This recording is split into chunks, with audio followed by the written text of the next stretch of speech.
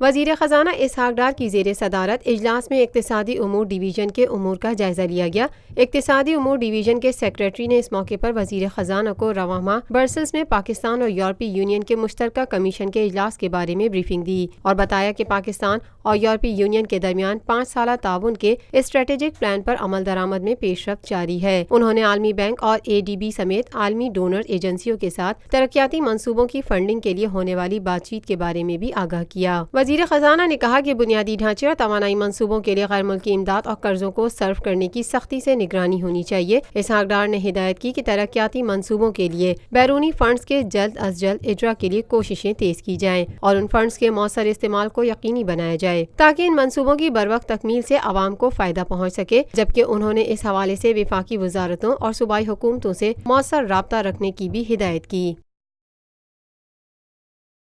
Lotus Lake Towers, a groundbreaking endeavor by Lotus Properties.